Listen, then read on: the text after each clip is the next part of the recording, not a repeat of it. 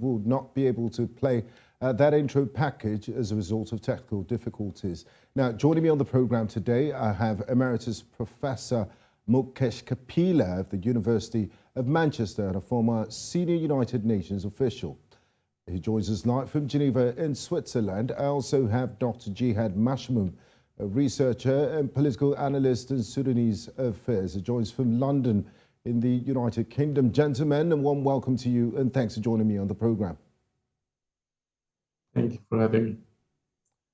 Now, I'd like to start with you, Dr. Mashamoun. What specific event led to the current conflict between the Sudanese Army and the Rapid Support Forces? How did we get to this point where two generals who were on the same side have laid siege to their own country?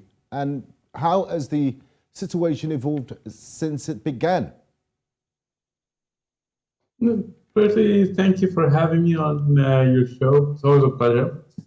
Yes, I mean, from the onset of it, it looked that those two generals were allies, or were even close to that, brethren, since 2019. However, there were fundamental differences between them that was always kept, that has always been superseded by them being challenged by the civilians who represented a danger for them.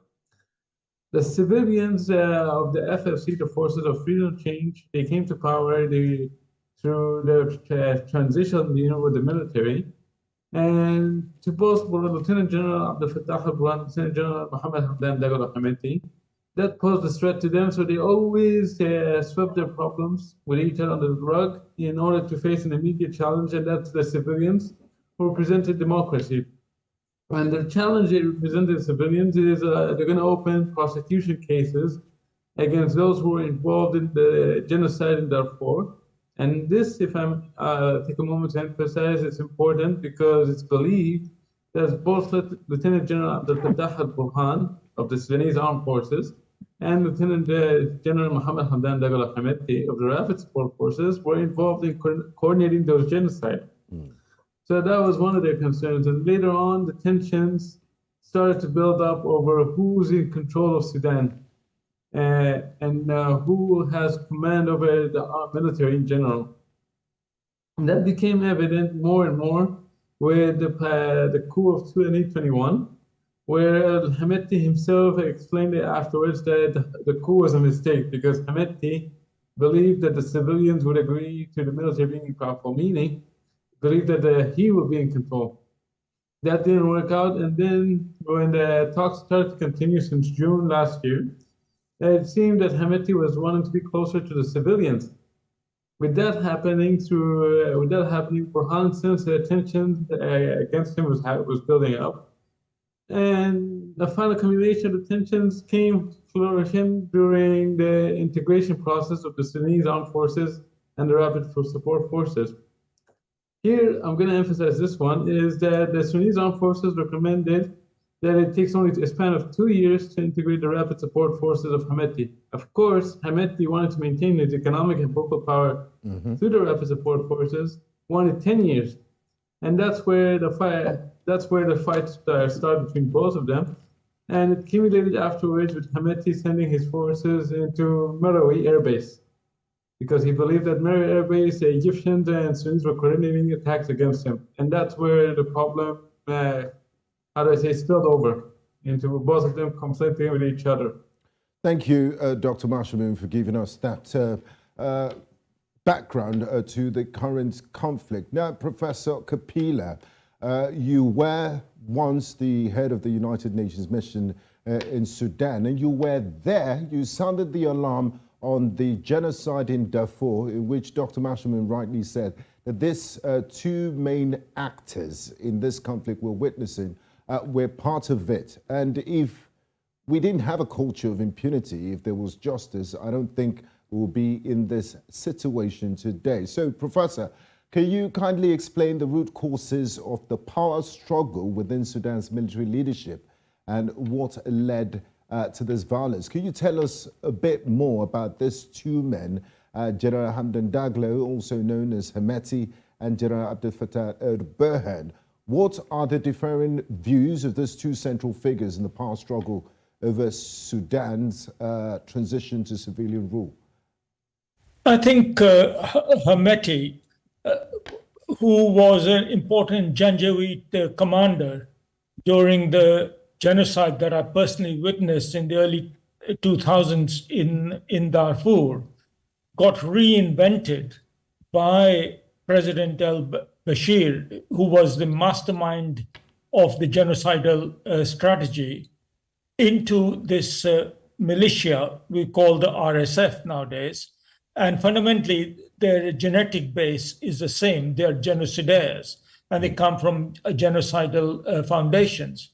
Now, the military, Sudanese military in those days, today they fight with jets, and we've seen them being used recently. But in the days that I knew them, they were using Antonov bombers and throwing petrol bombs from the back of their Antonov cargo planes onto Darfuri villages identified on account of their ethnicity. So, to be honest, there isn't much to choose between them. Both of them represent important historical actors who committed gross crimes against humanity, which have been defined as acts of genocide by the International Criminal Court. But knowing this, Professor Kapila, sorry to interrupt you, knowing this and knowing their background and having this intel on these two individuals, why then do we see them mixed with officials from the West and hoping that these two indicted individuals who should be in The Hague, the International Criminal Court, would usher the way in for democracy? Because the West seems they will provide some sort of stability for Sudan. How did they get it so wrong? Well, was the international community naive to think that these two individuals with such a criminal past would be the ones to usher Sudan into a democratic dispensation? It was completely wrong. It was completely unprincipled. And the architects of this policy were both the American administration and the European Union at that particular time. And they took a kind of pragmatic approach. The war in Sudan had been going on forever. And they thought they could shortcut justice and accountability. And as history has shown, in many, many places around the world, that cannot happen. So they thought that now that South Sudan is about to be born, the rest, I think we can somehow cobble together some peace. But that compromise was a grave mistake. Many people pointed it out at that particular time, but a degree of Western arrogance that prevailed at that time and lack of any great questions being done among asked in the great past has led to debacle as we see now. So I do not think there's any redeeming factors for this. This is entirely a global error on the part of global policymakers, including the Security Council and the Western powers. And like you always said, Professor Kapila, like you famously said, the absence of war is not peace. So, I mean, in retrospect, they should have looked at that situation. We'll get into that in the course of our discussion. Now, Dr. Mashamoun in London, could you discuss the history? Let's talk about the history of the conflict in Sudan and violence in Sudan, including the Darfur crisis, and how this has contributed to the current situation. I also want to know the current status of the Rapid Support Forces and how they've evolved since their formation as a paramilitary group since the Janjaweed days in 2013. How powerful are they, and do they operate under their own chain of command? Absolutely. Yeah, those are great questions. I mean, the conflict in Darfur has contributed to this because, as Professor mentioned earlier, the Janjaweed, who were Arab tribesmen, and most of them came from Chad, they were transformed into attacking African tribes in Darfur. And now with that happening,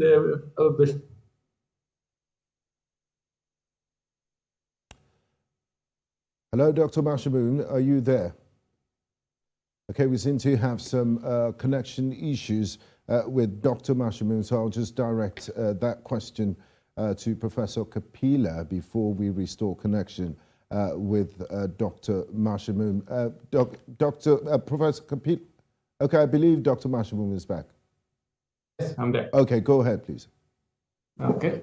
So now with the revolution starting, the international community was surprised, caught off guard, with the rapid support forces under the command of Hameti doing a coup against al-Bashir.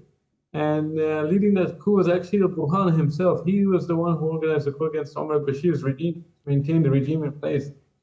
Now, the international community, and this is important, I have to emphasize this, believed at the time the only way for Sudan's transition to happen is to be politically pragmatic, to have stability or accountability. Now, that doesn't mean they disregarded accountability, but they perhaps believed that it wasn't wise to agitate the military at this moment. That maybe that the military would come to their to be socialized into understanding that they have a role to play in the democratic system. But in reality, as we all seen lately, that doesn't work. The international community got it wrong.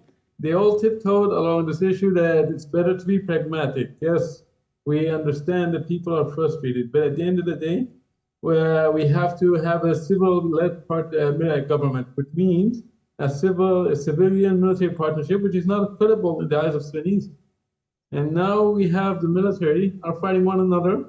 And when I spoke to some of my sources about this, the reason why that al-Burhan himself faced a fear from Hameti is because he believed Hameti was coordinating a coup against him.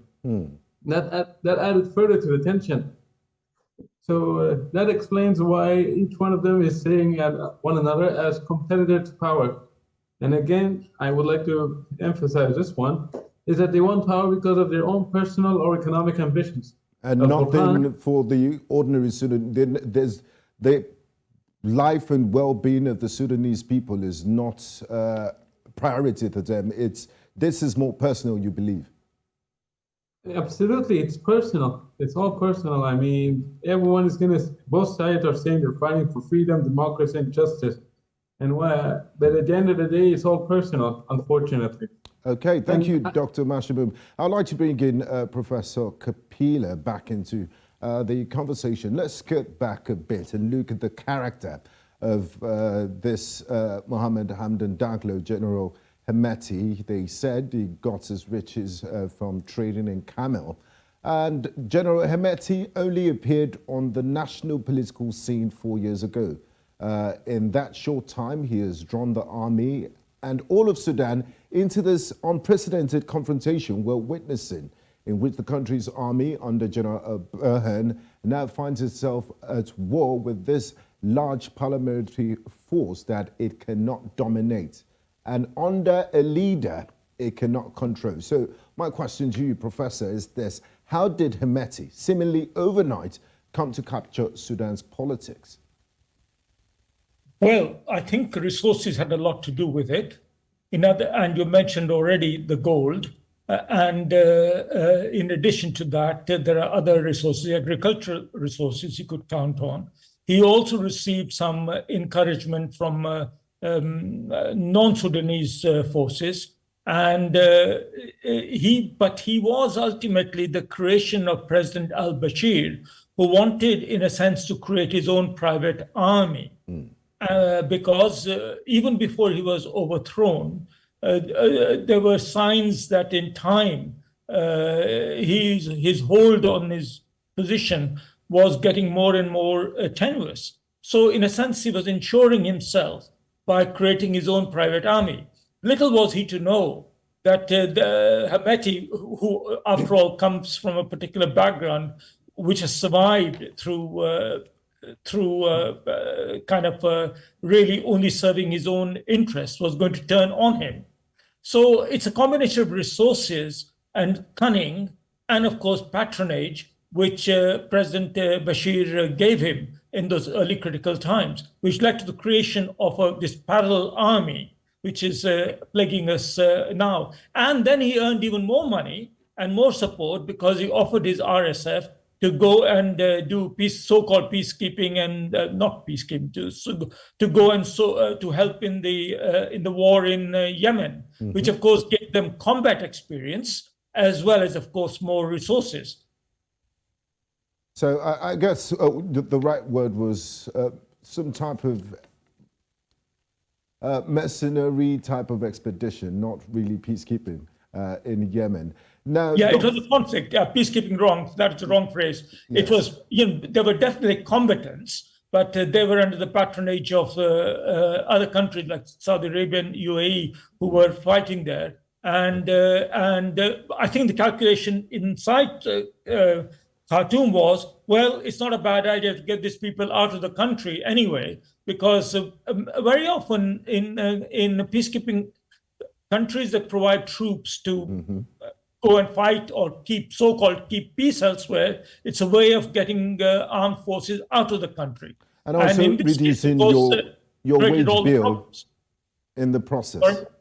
And also reducing your wage bill in the process. And I mean, this monster they've created has now come back the chicken has come home to roost. Now, Dr. Mashamoun, what is the current situation with regards to which side controls key sites in Khartoum and other parts of the country? How fluid is this situation? And ordinary Sudanese that are caught in this tug of war, in this personal battle between these two generals, what do they have a say in this? Whose side are they on? Thank you. Absolutely. From what I'm sensing and reading of local news and speaking with others, is that basically the Hemeti, there's lack of command and control in Hemeti's forces. Even it's mentioned by them losing a lot of ground late in Khartoum. If we look at even local news, they mentioned that the army, the Sudanese armed forces, they recaptured the military command or headquarters, and they're now doing the sweeping operations around Khartoum. Unfortunately, if you look at even videos and other materials that's been sent out to national outlets, and I'm watching some of them, is that roads have been burned, people have been killed by stray bullets, and there's insecurity in the homes. The casualty rates have been rising, and there's no humanitarian corridor, because every time there's one party or one faction of a truce between the Sudanese armed forces and REF support forces, they break the truce agreement within less than an hour or so.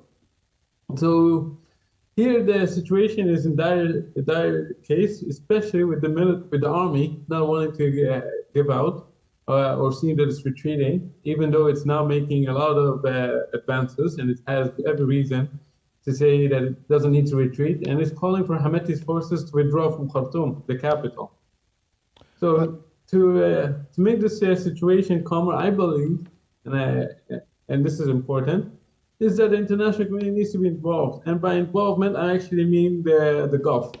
The Gulf, they're the ones who are funding Hemeti and Burhan, and the only way these two are going to sit down is when the Gulf pressure those two to sit down.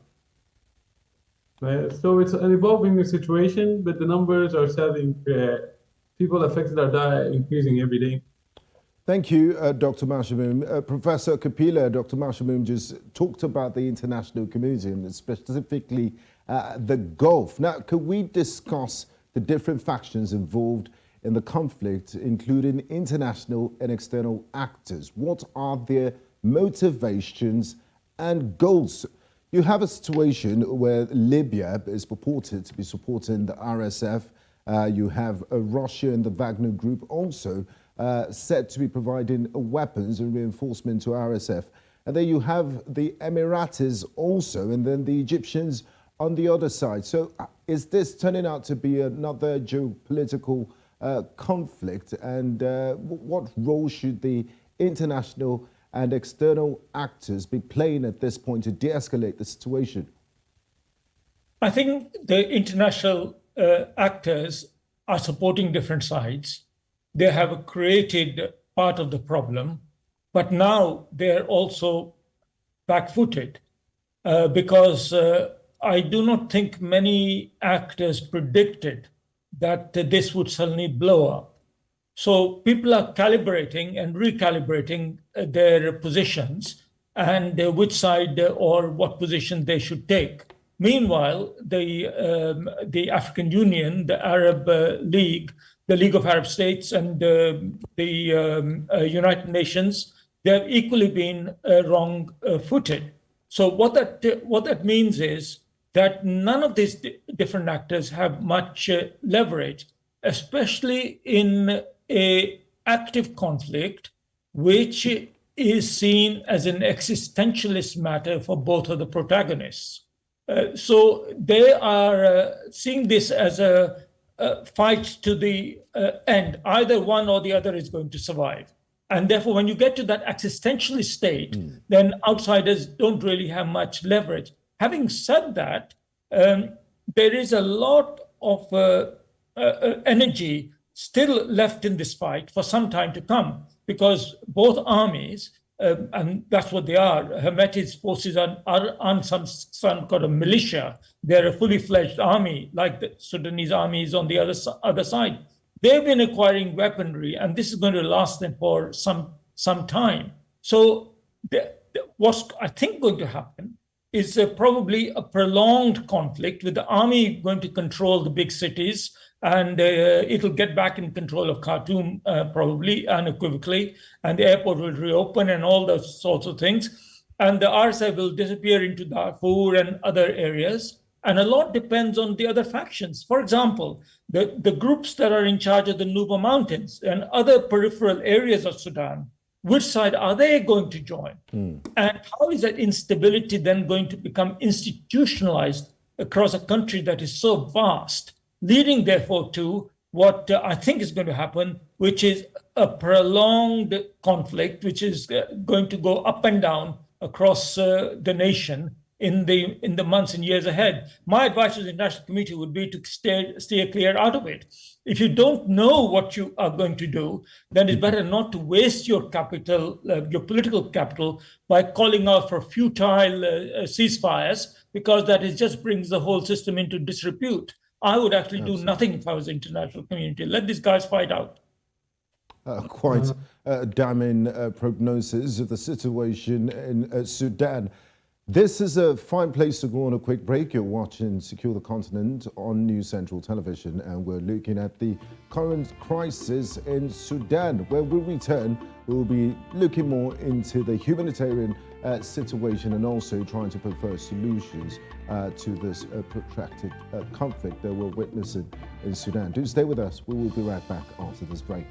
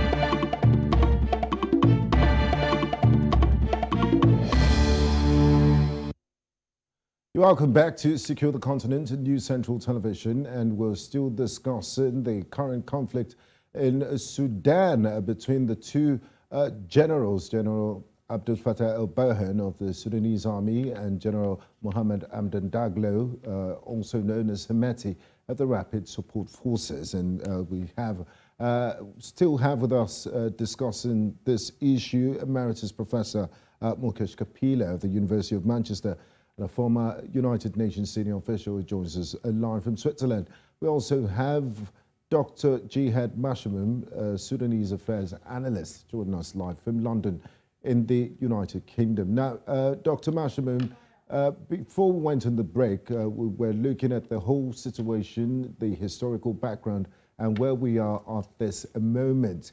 Now, this is not a victimless war. Things are happening. People are dying. People are losing their sense of livelihood. could you provide some details on the humanitarian situation in Sudan as we speak? The doctors' unions estimate nearly 1,000 deaths so far, and I believe that is a conservative estimate. Where are we at the moment with basic supplies, infrastructure, electricity, and also getting people out of the danger zone? Absolutely. And unfortunately, as you said, the numbers are conservative. The problem is there's conflicting numbers of how many people, fatalities, and how many people are dying. And the situation is not attainable or deplorable, actually. The people in cities are living in this situation or anywhere else to begin with. There's no electricity, water is gone, of course, electricity is gone, and even personal securities. I mean, even when I'm speaking with people back home, I can hear stray bullets. So it's really an insecure place to live, and some people are stuck. Since this war of battles, street battles, urban warfare started outside their own homes. They can't even get back to their homes or even see their loved ones. But however, this what I realized, there are some people I spoke with, they seem to be in favor of Hameti because they believe that Al-Burhan is a member of the Sudanese Islamist movement that brought Bashir to power through a coup of 1989. Now, when I hear this perspective, I actually personally feel worried about this perspective because that led me to hearing to another perspective that it was Hameti acting in alliance with some of the civilians, which I'm not sure, which I can't confirm at the moment if it's true or not. But if we look at the language of Hameti himself, Lieutenant General Mohammed Hamdan Dagalo, sorry, he keeps on mentioning that he's a protector of democracy, freedom, and justice. And it's coming from a person who coordinated, or who is believed to be coordinating, the Darfur genocide, involved in Darfur genocide. And they seem to have a well-coordinated social media and public relations machinery that tries to paint him in the good light. But it's good that that's why history is important. Before I move to Professor Kapila, I just wanted to know if this conflict is restricted to Omdurman, Khartoum, or is there fighting going on in other parts of the vast country of Sudan?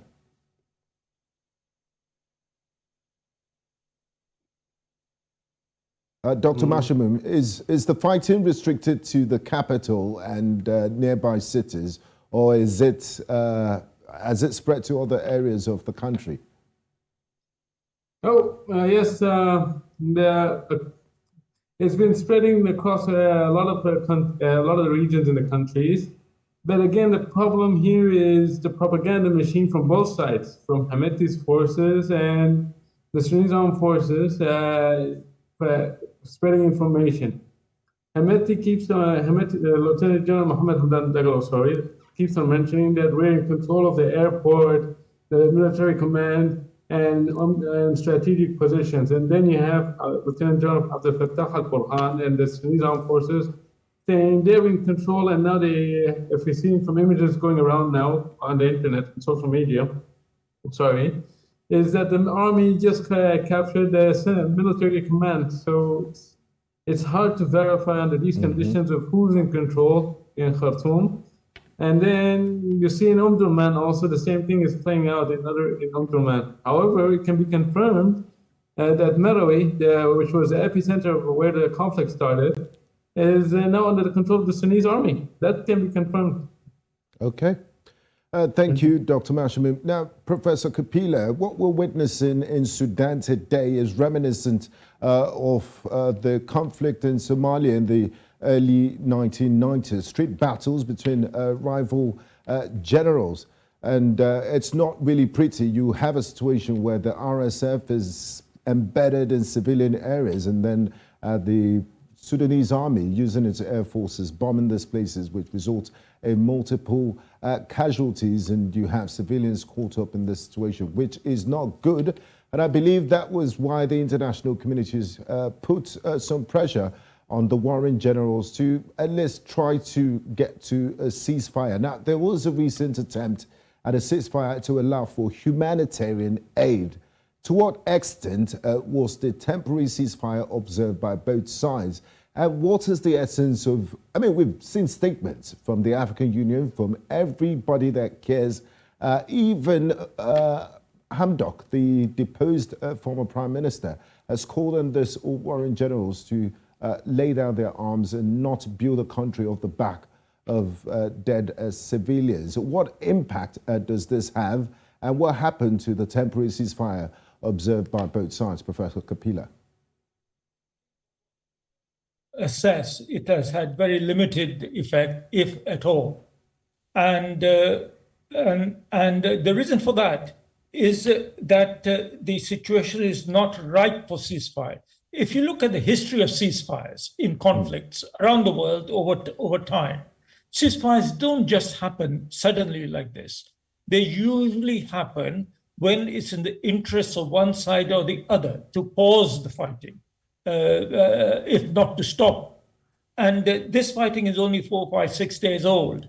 And it is in neither party's interest to have a ceasefire. They still believe that they have to keep the momentum going in order to keep or gain advantage. And so calls for ceasefire are just, wasted breath. Of course, you have to make these calls for ceasefire. That is natural in internationally, politically speaking, but they're not going to go anywhere much.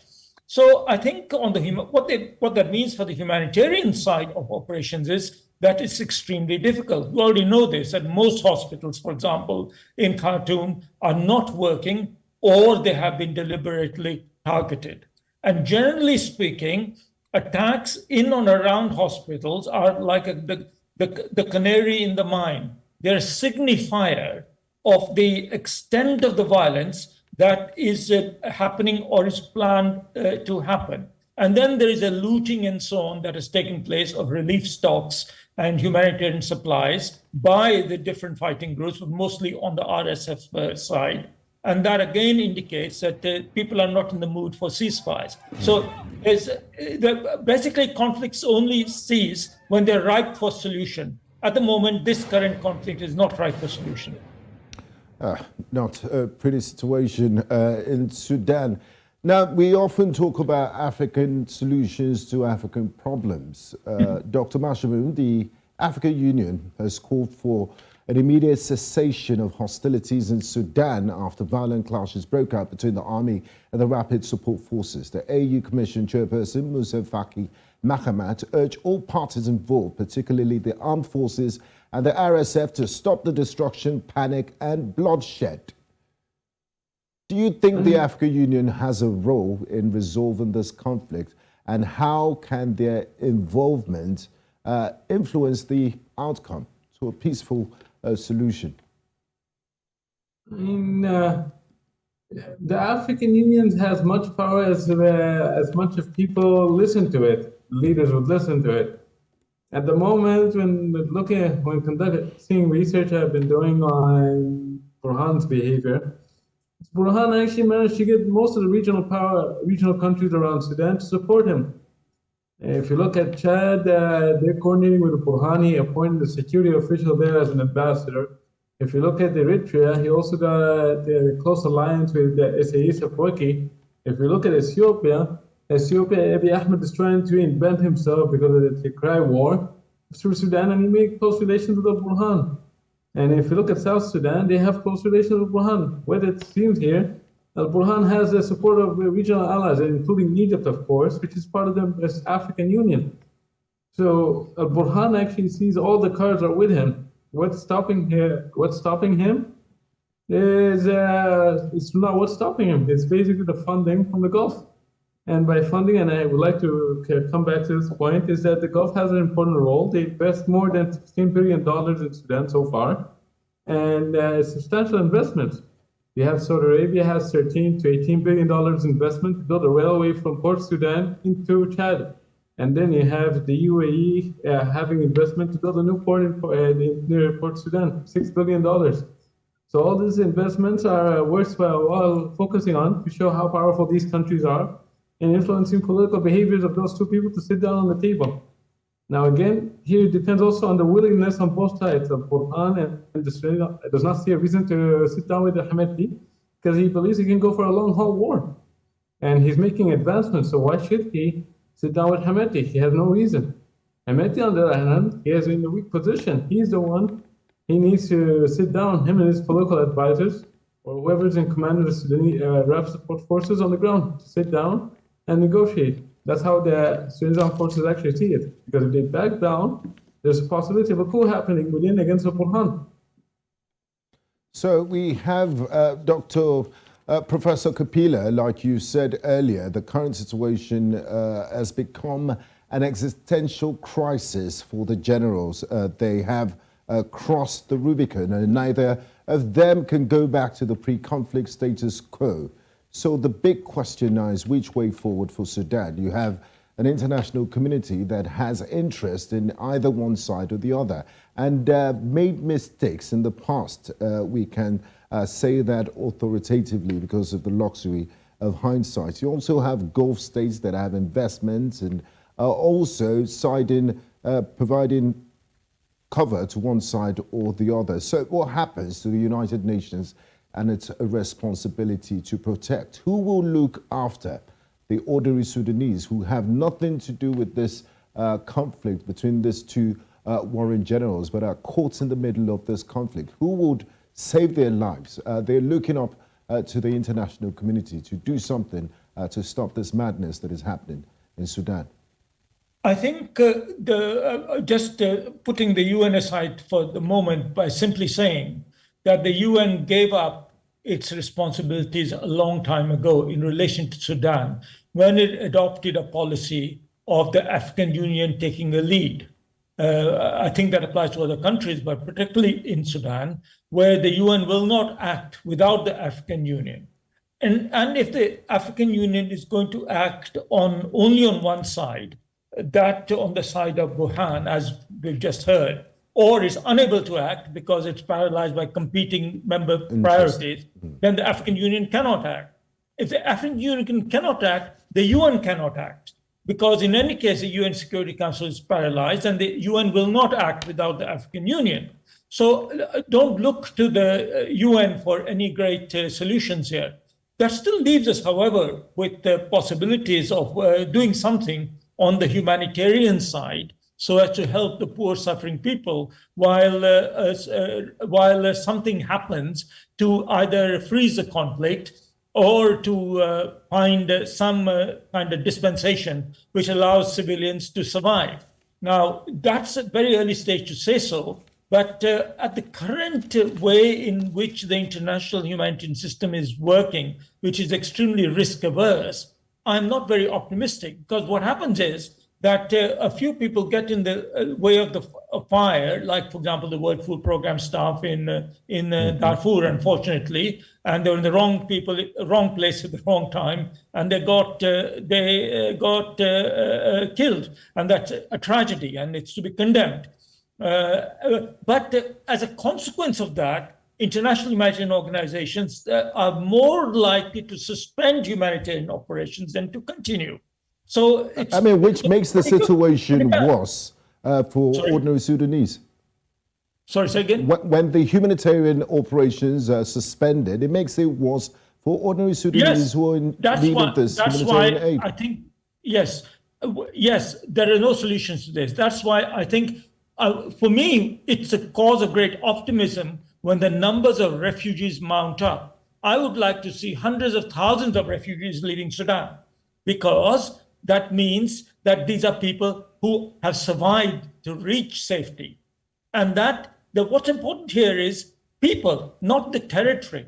So I think we are going to see many more refugees coming out, maybe into the many tens or hundreds of thousands if this battle goes on for months, which it is certainly going to do, in my opinion. And of course, that will bring instability to neighboring regions, perhaps. But from a pure human angle, I think displacement of people to safer places is one of the important coping strategies when these impossible situations arise.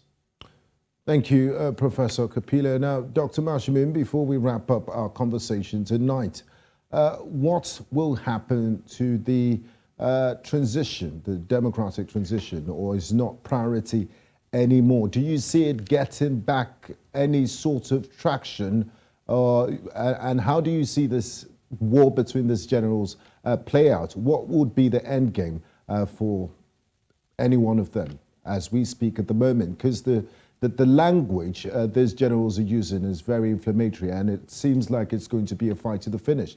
None of them is ready to sit down with the other. They don't trust each other, and it seems it's going to be a fight to the finish. Absolutely. I mean, we have two scenarios here. The scenario that the Sudanese armed forces under the command of Burhan wins this war, and there's a high possibility for that, because the Sudanese armed forces, they have the tanks, heavy military equipment, and the air force, which the rapid support forces don't have, Hemeti and the rapid support forces. In the same instance, a lot of people in Sudan, they're actually tired of seeing Hemeti moving around like this, or behaving in vocal terms, is being arrogant. They're really tired of seeing this, and that's partly because some people in Khartoum elites are against Hemeti. They see him from the outside. Now, this with the army winning this battle, it means that the former regime will come back to power through elections through the supporting of Burhan. Now, if Hemeti wins the battle, which is mostly unlikely at this point of time, the civilians have a person to have problems in the future to challenge someone who doesn't really care much about democracy. And both him and Burhan, they don't care about democracy. They only care about their own personal interests, their necks, and their economic interests. So unfortunately, either one of them wins the side, the civilians won't manage to have democracy in Sudan. We won't have democracy unless the civilians are united, which is going to take incredible leadership from the civilians, including the FFC, to be united under one individual with a one vision and one objective of how to rebuild Sudan and what they really want for Sudan, rather than giving the perception that they all wanted powers and seats.